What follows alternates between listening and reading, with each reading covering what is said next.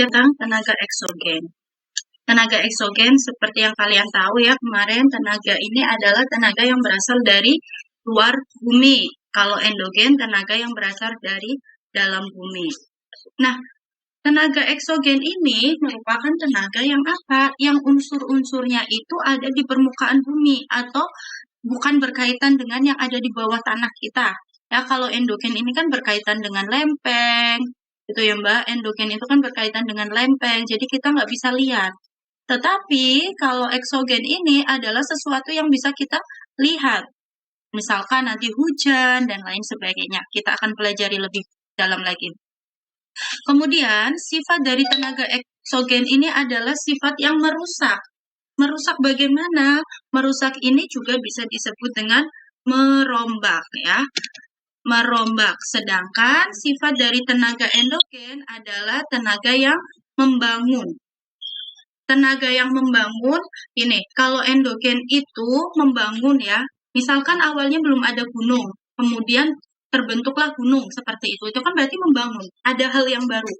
Kalau eksogen ini adalah unsur yang merusak, yang sudah ada, yang sudah terbentuk oleh endogen, kemudian dirusak oleh eksogen. Maka sifat dari tenaga eksogen adalah merusak. Eksogen ini yang pertama kita akan pelajari tentang namanya pelapukan. Pelapukan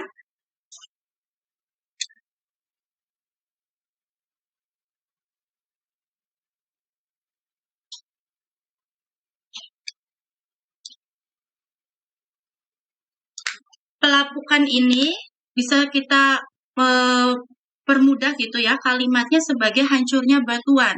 Jadi batuan yang hancur ini disebut pelapukan. Ada 3 faktor yang menyebabkan pelapukan yaitu fisika, kimiawi, dan organis. Pelapukan fisika kita sebut juga dengan pelapukan mekanik. Ya, konsepnya gimana? Kalau pelapukan ini batuannya hancur. Batuannya hancur, tetapi struktur kimianya atau unsur yang ada pada batuan itu tidak ikut berubah, masih ada, masih tetap, hanya saja batuannya cuma hancur gitu loh Mbak. Jelas ya? Pelapukan ini juga disebabkan yang paling sering terjadi karena adanya perubahan suhu yang sangat ekstrim. Ekstrim di sini apa? Misalkan ya, siangnya itu panas. Siangnya itu sangat panas. Lah malamnya kok sangat dingin. Ini kan sangat berbeda. Contohnya di mana kalau seperti ini? Contohnya ada di gurun ya. Di gurun itu sering terjadi seperti ini. Namanya amplitudo harian. Siangnya sangat panas, malamnya sangat dingin. Sehingga kan itu namanya suhu yang ekstrim. Maka batuannya itu bisa berubah, pecah sendiri gitu. Selain itu, misalkan karena adanya hujan, air ya, air bisa masuk tekanan udara. Nah, misal ini dari gambar, ini kan airnya hanya sedikit nih masuk ya. Lalu semakin dalam, rembes, akhirnya jadi sampai dasar dari batuan itu sendiri. Lama-kelamaan batuan akan terpecah. Nah, ini ya, ini ada pecahan kan, ada ini. Ini juga karena adanya es. Nih, di daerah es ini juga pecah. Itu. Mungkin kalian sering lihat ada batuan kok pecah ya. Nah, ini bisa terjadi karena fisika atau mekanik. Yang kedua, disebabkan karena apa? Adanya pelapukan kimiawi.